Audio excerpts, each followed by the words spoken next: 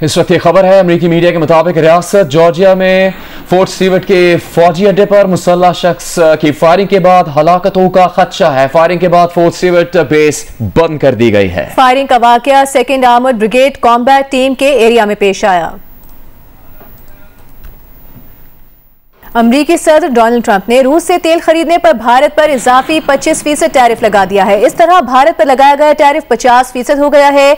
एक दिन कबल ट्रंप ने कहा था कि भारत रूस से तेल खरीदकर यूक्रेन में जारी जंग को ईंधन फराहम कर रहा है। भारत पर लगाया गया इजाफी 25% टैरिफ 3 हफ्तों बाद नाफिज होगा, जबकि पहले से आए 25% टैरिफ कल से लगेगा। भारतीय ऑपोजिशन जमात कांग्रेस ने इजाफी टैरिफ लगने पर एक बार फिर मोदी सरकार पर तनकीद की। कहा कि भारत की बेइज्जती हो रही है और मोदी चुप बैठे हैं। ये भारत के कमजोर तरीन वजीर आज़म। इससे पहले ऑपोजिशन लीडर राहुल गांधी कह चुके हैं कि मोदी इसीलिए ट्रंप का जवाब नहीं दे पा रहे हैं कि अमेरिका में मोदी के दोस्त गौतम अडानी के खिलाफ तहकीकात चल रही हैं। तर्जुमान भारतीय वजारत खारजा ने इजाफी टैरिफ के अमेरिकी इकदाम को बिलाजवाज और गैर मुनसिफाना करार दे दिया। कहा कि भारत अपने कौमी मफाद के तहफ़्फ़ुज़ के लिए तमाम ज़रूरी इक़दामात करेगा।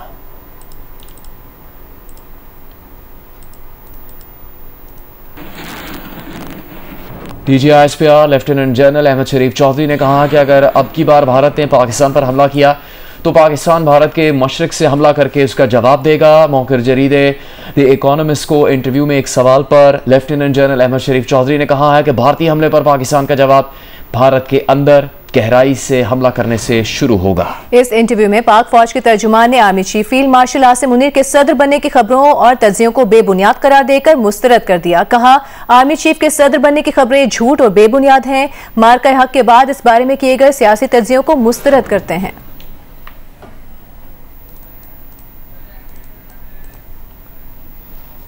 वज़ीर आज़म शहबाज शरीफ ने स्टॉक एक्सचेंज का 100 इंडेक्स 1,45,000 पॉइंट्स की हद को अबूर करने पर इजहार इत्मीनान किया है। कहा कि स्टॉक एक्सचेंज में कारोबार में तेजी सरमाकारों की हुकूमती पॉलिसियों पर एतमाद की अक्कास है। अल्हम्दुलिल्लाह पाकिस्तान की माशी सम बेहतर और मईशत तरक्की की जानिब गामजन है। आज Pakistan stock exchange 100 index 2051 points इजाफे के बाद 1,45,088 पर बंद हुआ।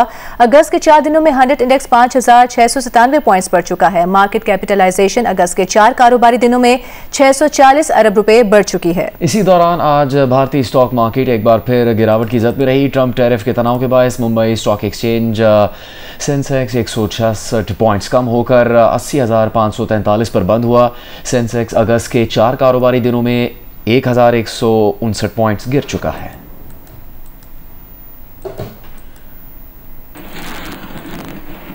वज़ीर आला पंजाब मरियम नवाज का कहना है कि पुलिस कल इंतजार करती रह गई, कोई एहतजाज करने नहीं आया। गालम गलोच और गिरेबान पकड़ने की सियासत हमारी कारकर्दगी से खत्म हो गई। जलाओ घिराव करने वाले क्या जाने आवाम की खिदमत का क्या मजा है। लाहौर में अपनी छत अपना घर मंसूबे की तकरीब से खिताब में मरियम नवाज ने कहा कि आज से पहले लोगों को ख्वाब दिखाए जाते रहे, हमने सच कर दिखाया। 6 माह में 50,000 बिला सूद कर्जे किसी हुकूमत ने नहीं दिए। दूसरों का घर तामीर करने वाले मजदूर आज अपने घर के मालिक बन गए हैं। वज़ीर आला पंजाब ने 19 अजला से अपनी ज़मीन अपना घर मंसूबा शुरू करने का भी ऐलान किया। IG साहब को मैं कह रही थी कि आप कल इंतजार करते रहे, एहतजाज के लिए कोई आया ही नहीं। मैं ये समझती हूँ कि जो फितना है, बेहंगम शोर शराबा, गाली गलोच, उसका गरेबान पकड़ लो, उसको ये कर दो, वो वाली जो सियासत है जिसको सियासत कहना भी नहीं चाहिए, वो कारकर्दगी से दफन हो गई है। अल्हम्दुलिल्लाह लोगों ने देख लिया क्या फर्क है। तकरीरें करना बहुत आसान है, ये बात करना कि मैं ये कर दूंगा ये कर दूंगी, ये बहुत आसान है। करने के लिए दिन रात एक करना पड़ता है, और दिन रात एक इंसान तभी करता है जब यहाँ दिल में किसी की खिदमत का जज्बा हो। तो मैं आप सबसे ये कहना चाहती हूँ, फसाद फैलाने वाले क्या जाने कि खिदमत का मजा क्या होता है। इस्लामाबाद के इलाके चट्ठा बख्तावर में मूसलाधार बारिश से पानी घरों में दाखिल हो गया। इलाका मकीनों का सामान और फर्नीचर पानी में बह गया। घरों में महसूर इलाका मकीनों को रेस्क्यू टीम्स ने घरों से बाहर निकाला।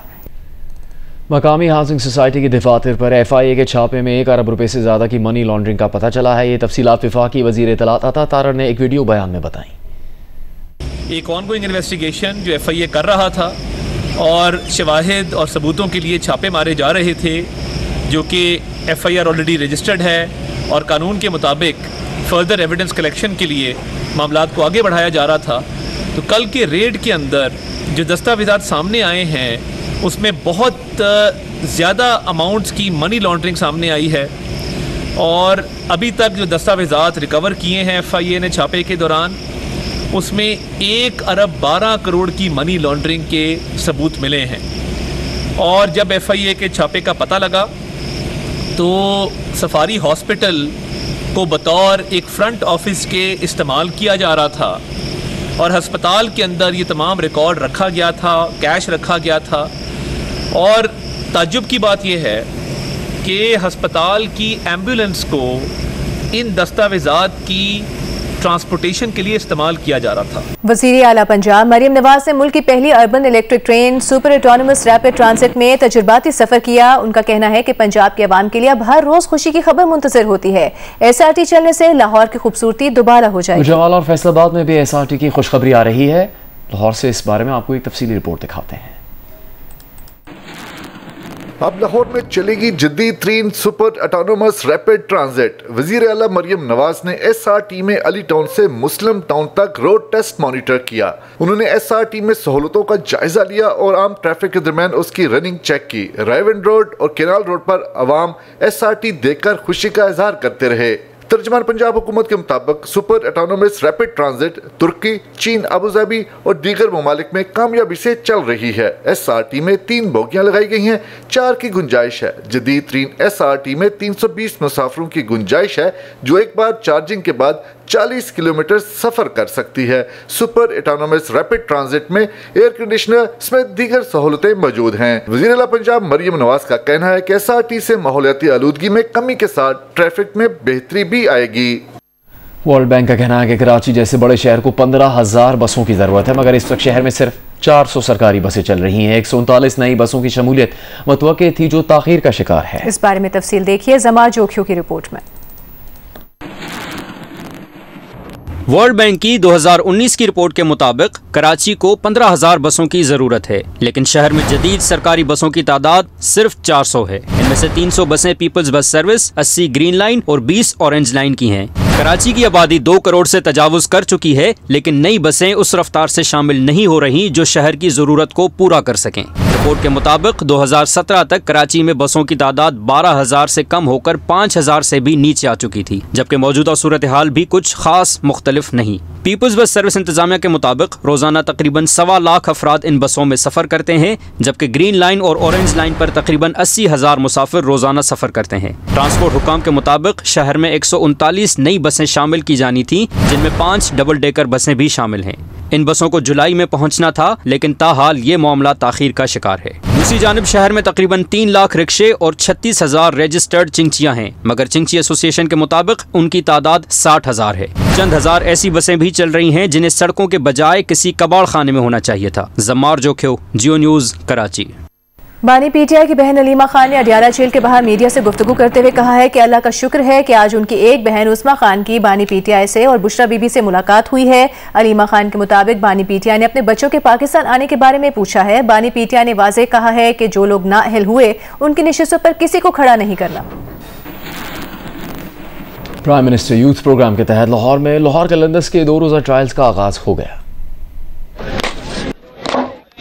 बलूचिस्तान और सिंध के बाद प्राइम मिनिस्टर यूथ प्रोग्राम के तहत लाहौर कलंदर्स के ट्रायल्स इन दिनों पंजाब के मुख्तलिफ शहरों में जारी हैं। लाहौर के मरहले के ट्रायल्स के पहले रोज़ नौजवानों का जम गफीर यूनिवर्सिटी ऑफ लाहौर पहुँच गया, जहाँ बैटर्स और बॉलर्स को कोचेस ने बारीक बीनी से मॉनिटर किया।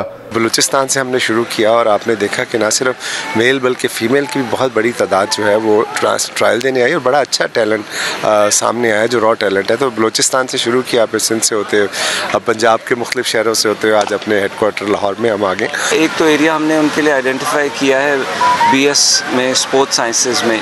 इसके अलावा भी अगर इंजीनियरिंग, कंप्यूटिंग में किसी बच्चे का इंटरेस्ट होगा तो वहाँ पर फुली फंडेड स्कॉलरशिप लेके 4 साल एजुकेशन हासिल करे। लाहौर के सख्त हब्ज़दा और गर्म मौसम में नौजवान क्रिकेटर्स का जोशो खरोश दीदनी था। नौजवानों का कहना था कि लाहौर कलंदर्स के प्लेटफॉर्म से ट्रायल्स देने की ख्वाहिश पूरी हो गई। बहुत ही अच्छा किया हुआ सिस्टम जो इनके पास है, जो पिचेस वगैरह हैं, जो इनके पास सिस्टम है, कोचेस वगैरह हैं, स्टाफ वगैरह इनका बहुत तगड़ा स्टाफ है। मेरा सोच है कि PSL यहाँ से खेलूँ, फिर आगे मेरा फ्यूचर है कि पाकिस्तान को लिए मैं खेलूँ। खेती बाड़ी का काम करता हूँ, यहाँ मैं ट्रायल्स के लिए आया हूँ। राइट हम फास्ट, ठीक है, तो मेरी कोशिश है कि इंशाल्लाह मैं लाहौर कलंदर में सेलेक्ट हूँ। चांस जो है वो इक्वली मिलता है और ये सारा जो है सिस्टम इन्होंने बहुत अच्छा बनाया हुआ है। मुल्क भर से मुख्तलिफ मरहलों के बाद 22 बेहतरीन खिलाड़ी Lahore Qalandars high performance centre से क्रिकेट स्किल सीखेंगे और यूनिवर्सिटी से तालीम हासिल करेंगे।